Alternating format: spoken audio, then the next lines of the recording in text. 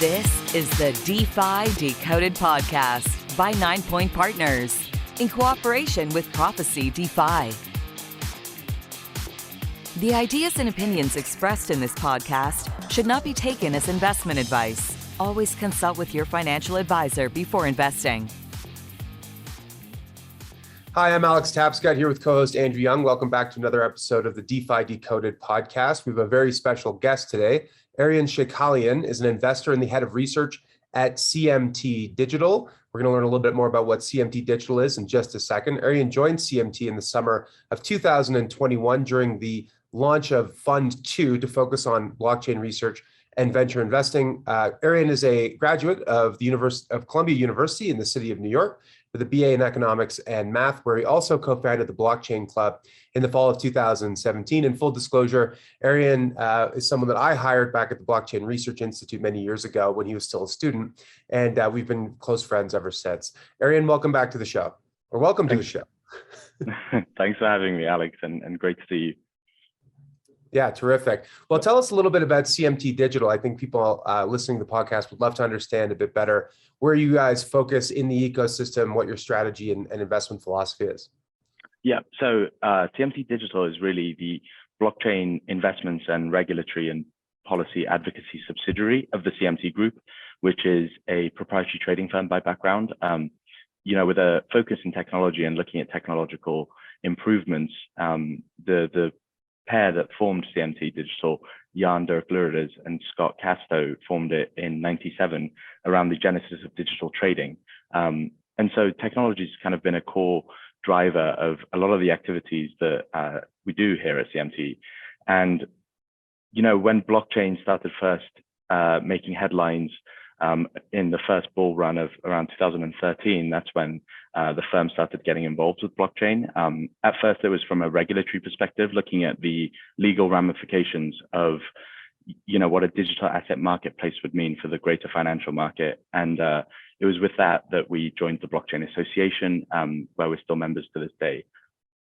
So it's kind of we look at a sustainable model for digital asset adoption. We see the technology and we see the flaws in the current systems, whether they be financial or otherwise, and see the true opportunity for blockchain and crypto to plug in a lot of those gaps. I think where we want to be very careful and specific is with our regulatory approach. And that kind of explains some of the history of the firm and our thinking behind that. So tell us a little bit about the venture side of the business. So it's a pre-existing company that was involved, at the early days of when finance in general was becoming digitized, but not with blockchain and crypto assets, just with, the automation of markets and computer technology in general. What was the decision to enter the crypto space? And today, how big is that part of the business? Yeah, it's a sizable part of the business. For sure. It was in 2018 that we launched our first venture fund, Fund 1, and invested in some of the companies that today make up the foundational layer for crypto adoption. Companies like, Coinbase, DYDX, and, Nota Bene and Aventus that we're seeing start to gather a lot of traction now with regulation. And there's another company called TRM Labs, who really are starting to become market leaders when it comes to on-chain surveillance and making sure that your counterparties are known and KYC'd.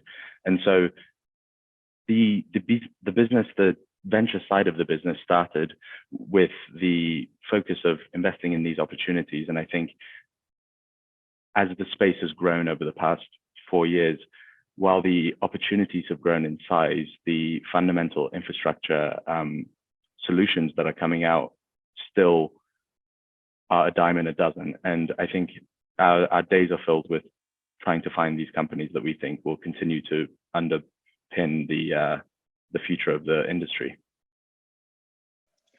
And what are sorry, go ahead. Yeah, I'm just curious, what are some of the verticals you guys are looking at right now that seem particularly promising? Whether that's DeFi or even just subsectors of DeFi, or chain analysis and things like that? I'm just kind of curious. Yeah, so we're generalists in the space. We don't really focus on a particular vertical.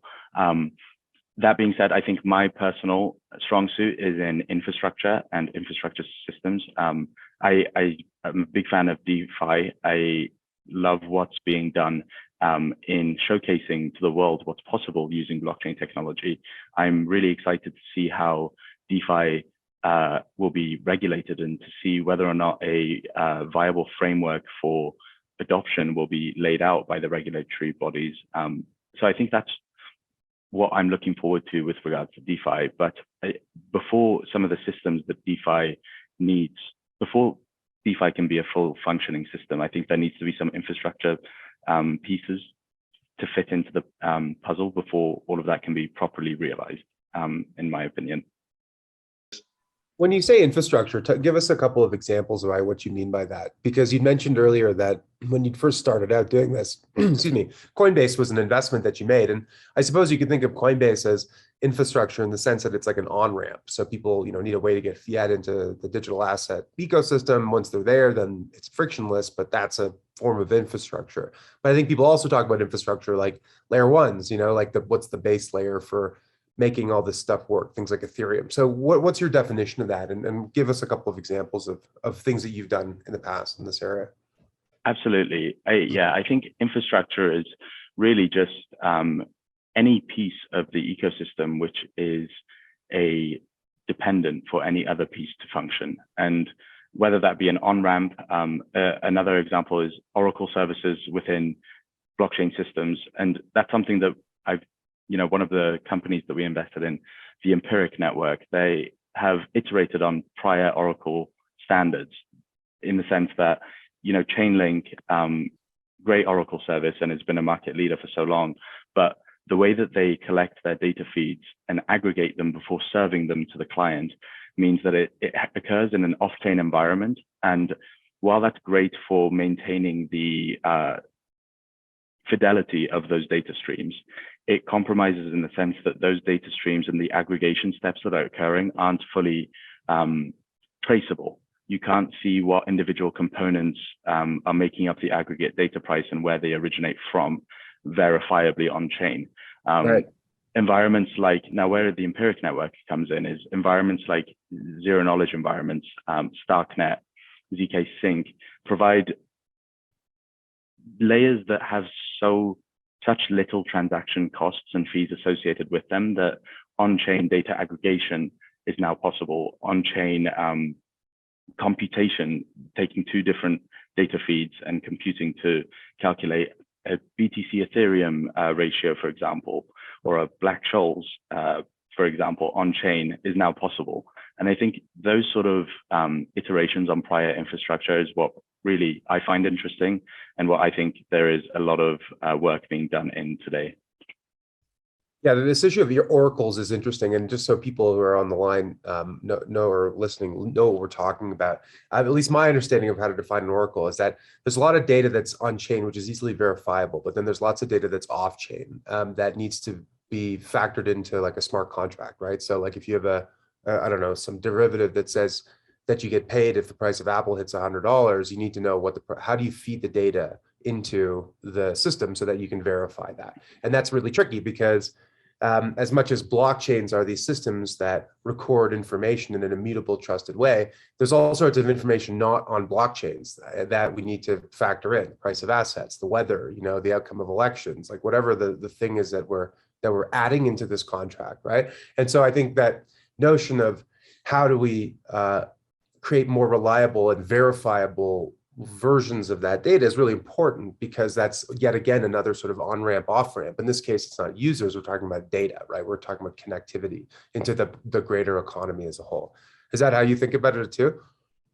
Yeah, absolutely. And I think that was very well worded.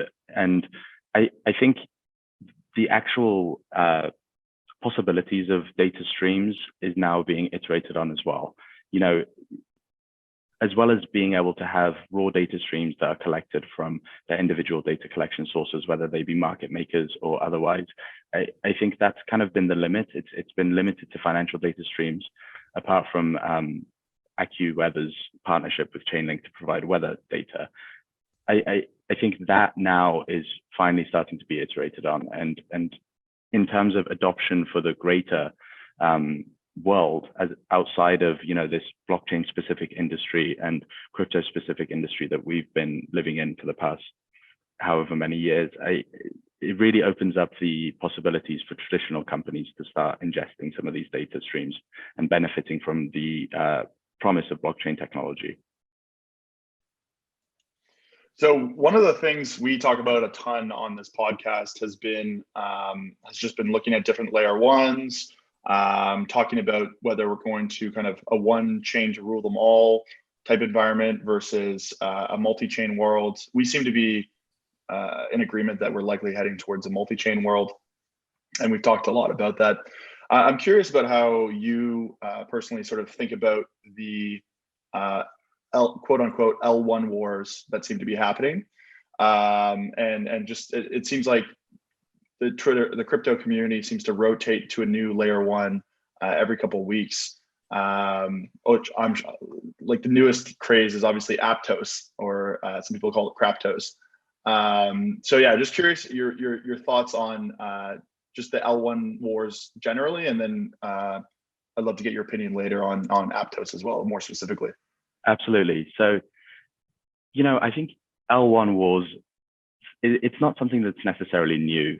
I mean, we remember with Bitcoin and Ethereum first came out, there was this huge divide in the industry between Ethereumers and Bitcoiners, and to an extent that's still visible today. L1s are fundamentally, they take a different approach, I think. Solana takes a different approach to Ethereum, Polkadot takes a different approach to Solana, Cosmos as well. I mean, they all come with a fundamentally different infrastructure, and that's going to be beneficial or detrimental to different use cases. And I think ultimately, I agree with you that we're likely to end up in a multi-chain world. Ultimately, I think it's up to the L1s themselves to onboard activity and users. And so sometimes this is where I struggle, because I love the technology. For example, Near as a blockchain, it has sharding live today. It has probably some of the best design specifications when it comes to building on top of an L1 that I've come across. Smart contract creators getting a royalty of volume passed through the smart contract as a novel example of a innovation that Near is doing that other L1s aren't. But you see it struggling to gain the traction on the user base, purely because there's no reason for users to go there as of now. So while the tech might be arguably best in class, we're not seeing best in class volumes passing through the chain.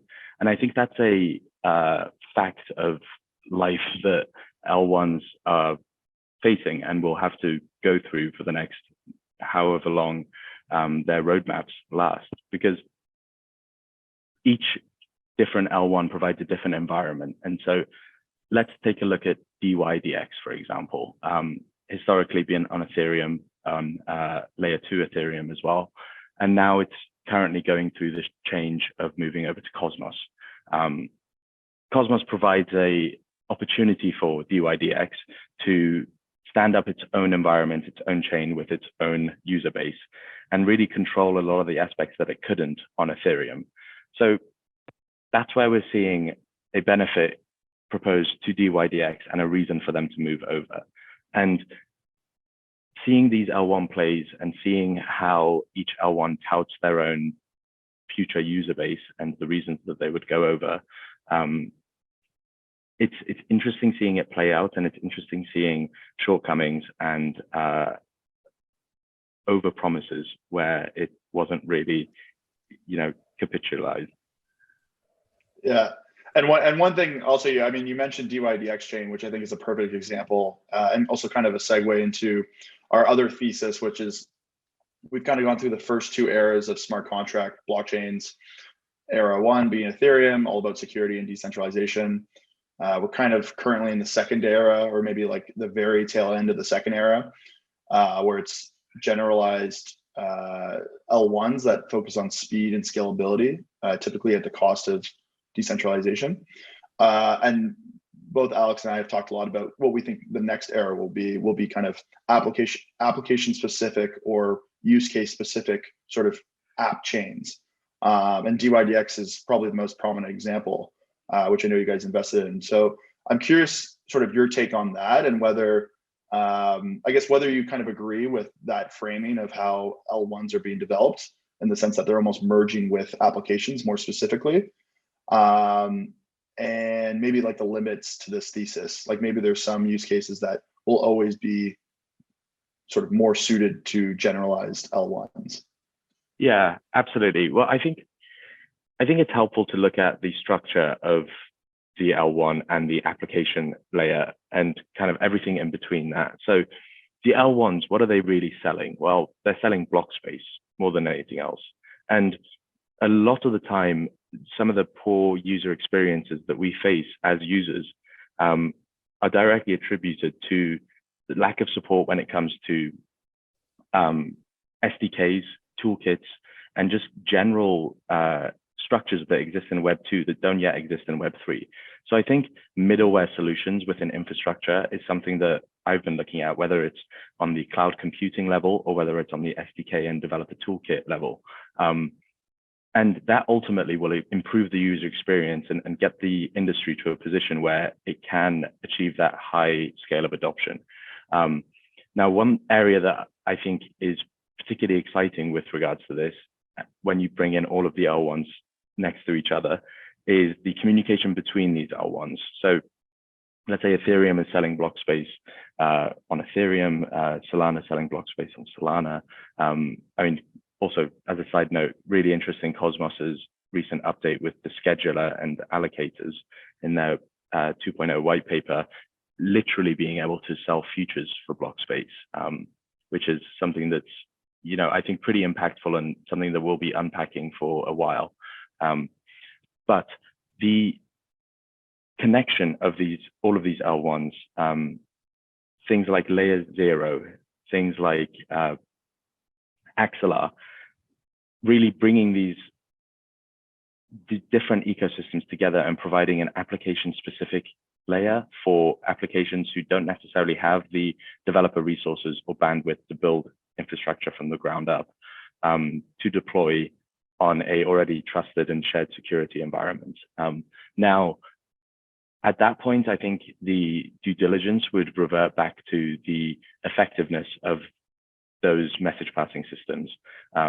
Like Axelar, I think, is positioning themselves very well as a general message passing protocol. And I think we need to be paying more attention to general message passing as opposed outside of the context of just bridges. Because bridges are useful, but environments where you can build applications that then are able to interact with every L1, regardless of which L1 you're a user of, I think has ramifications that are useful. And I think this is something that's been tried before. I mean, we've seen it with Octopus Network. We've seen it with app chains. App chains aren't a new thing. They've just been very hard to do feasibly at scale. And I mean, I know Layer 0 still essentially reverts to a 2 of 2 multisig for transport layer and message passing, which has its own security risks. So it's by no means easy. It strikes me that all of these different things are part of infrastructure and need to connect to each other in order to address the problem which you pointed out earlier, which is that block space is a scarce resource, that the tooling around how to use blockchains needs improvement, and that as a result, the user experience is sometimes frustrating. So to be able to address all of these various problems together to create a better user experience for a developer, but also for an end user, is infrastructure, I guess, as you're defining it, which is really interesting. Beyond the infrastructure side of things, are there any specific areas on the application side that you're really interested in? Do you see any single part of the Web3 application ecosystem driving growth during a bear market or consolidating a lead in this kind of environment? What's your view on that, Aaron? Yeah, I think it's a really good question. I think a lot of the work that we've been doing within the space up until this point has been replicating already existing business practices and businesses on-chain environments and removing that middleman, as has historically kind of been the promise of this technology. I think beyond that, we're starting to see, novel primitive forms of adoption, essentially creating structures that wouldn't have been possible without the underlying technology. And that's something that I don't think we've fully seen play out yet. Social structures, social coordination, DAOs had a lot of promise, but we've seen somewhat poor execution when it comes to DAO management and DAO functioning. And I think it's something that we need to think about more, and we need to do a little bit more work into, maybe structuring DAOs in a different way, whereby you're receiving a set of inputs for each DAO member's behavior on chain and their level of knowledge on each particular aspect within blockchain, and then attributing sort of voting power when it comes to making decisions on that topic on a weighted scale. Like, these sorts of iterations, I think, are things that we've long discussed in business practices when it comes to traditional MBA courses on, how to be a good leader, how to socially coordinate people. I think that's something that we have a unique opportunity to really further and see play out. And that's something that I'm excited about. Although, as you rightfully say, it's not so much infrastructure. Interesting. The expression I use is that Web3's killer app will be its killer asset. That because we're talking about a medium for value, it's not only just a service, it's an asset itself and like what that asset does. And I wonder if, even though DAOs have been kind of a crap show, whatever, recently in terms of governance, that the idea of a native token that gives you a stake in an internet service or product and allows you to be a stakeholder, earn an interest, have a say in how it's run, and gain more of it the more you use the thing, seems like an intuitive premise for Web3, and also an intuitive premise for scaling these applications, because that's something that in and of itself, economic upside is good for a time. We saw that with some play to earn games that people will play just for the sake of earning. But if they can be complemented by a user experience which is comparable, if not superior, to what's already there, which there's no reason why it shouldn't be. We're using new technology tools. We've got the capability to do that you're going to have this really powerful synthesis of economic participation with internet services, with internet products. And that's the thing that could come together. And that's sort of sounds like a vague, but I think it's more just a generalized way of thinking about Web3 applications, that it may be that it's gaming, it may be that it's DeFi, it may be that it's NFTs, it may be that it's file sharing. I mean, there are all these different potential applications, but it's the nature of how they're organized with this token that makes them so powerful. Right. And I think, it's easy to look at the current state of DAOs and write them off, much in the same way that it's easy to look at the current state of the NFT market and write it off. But the underlying promise of these technologies are still strong. And I think the reason that we now look at these DAOs and NFTs and say, they've had their heyday, is because the premise of the technology was so good that the rate of adoption of it was so high that, of course, it's going to create a short-term bubble whereby not every project is going to be, well-intentioned or necessarily well-designed. But the process of going through that boom and bust of OpenSea's incredible volumes earlier in the year, and DAOs gaining recognition from Wyoming, these are necessary steps to bring the technology into the public eye and to get us talking and thinking about it, so that enough people participate to create the necessary adjustments to models and structures to create a DAO system that is sustainable and is representative of actual governance, and NFTs that are useful and do actually provide the users with meaningful user experience improvements and security improvements. So I think while the current state of things can sometimes be frustrating, they are, as I see it, a means to an end of a more sustainable system. You touched on NFTs a little bit. I presume that sort of, like you said, you're more involved in sort of the infrastructure, middleware, and layer, as well as a little bit on the DeFi side. I'm curious, though, on the NFT, and maybe we'll extend it to gaming.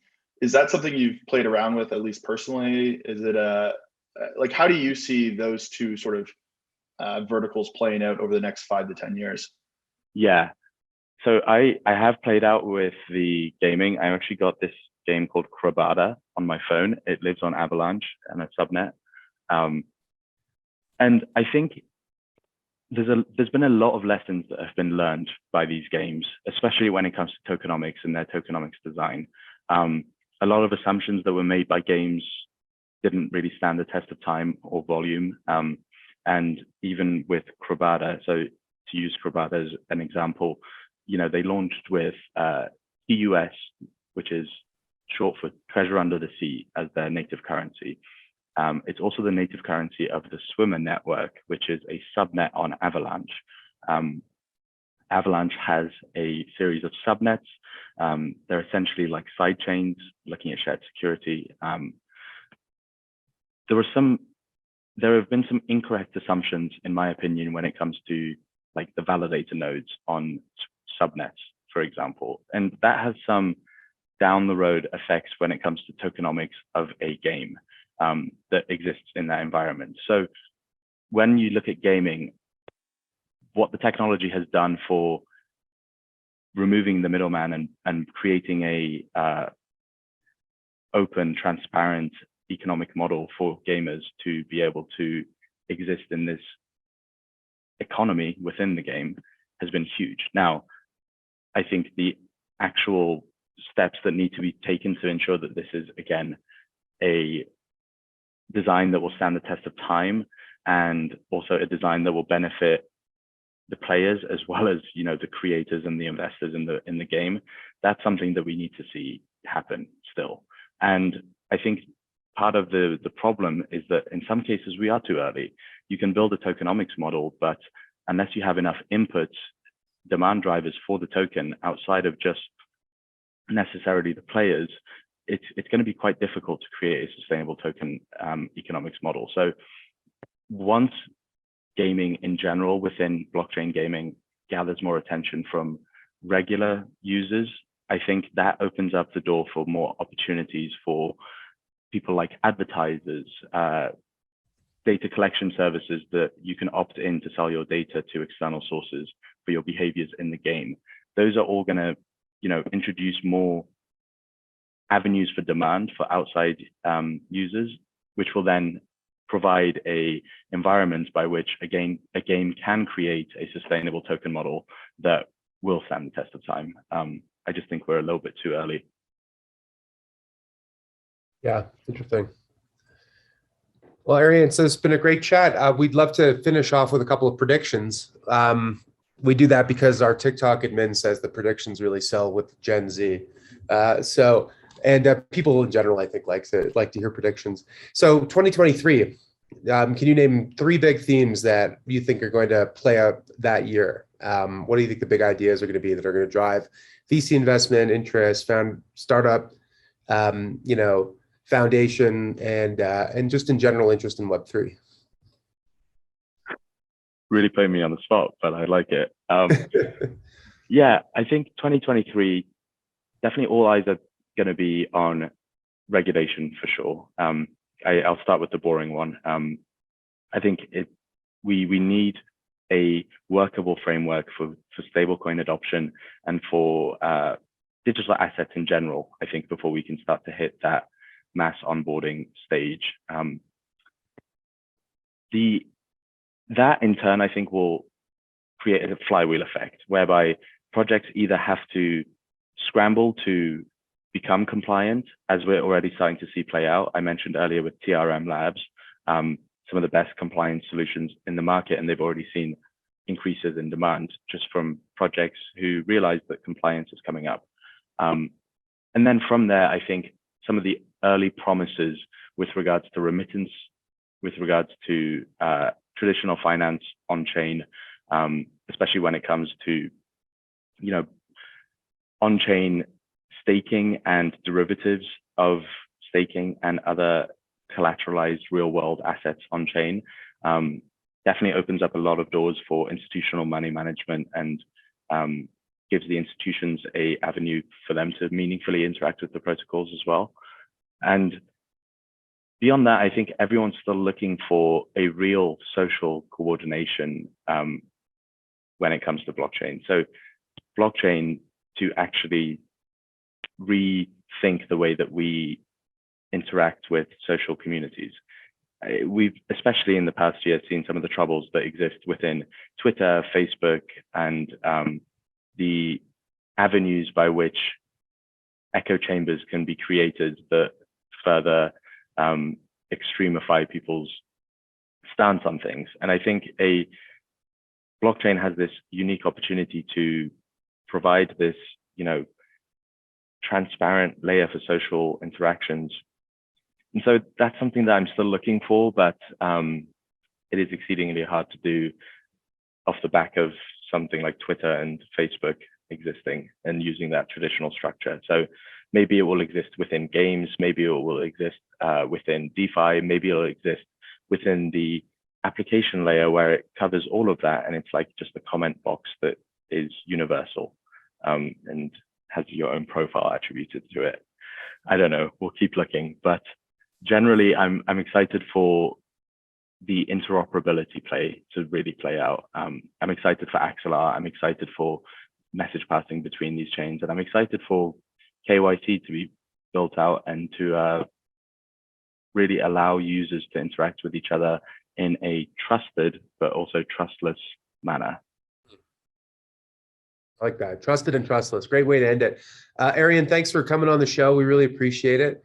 Glad to see you doing well, as always, and hope to have you back on again soon. That's it for this week. Stay tuned next week. I think we've got another very special guest, something very different than what we've heard from today. We're going to be talking about NFTs and storytelling and how digital assets are reframing or allowing us to rethink the nature of narratives, movies, films, TVs, games, role-playing structures, and so forth. So stay tuned for that. That's it. Take care, everyone. Thank you. The information contained herein does not constitute an offer or solicitation by anyone in the United States or in any other jurisdiction in which such an offer or solicitation is not authorized, or to any person to whom it is unlawful to make such an offer or solicitation. Prospective investors who are not residents in Canada should contact their financial advisor to determine whether securities of the funds may be lawfully sold in their jurisdiction.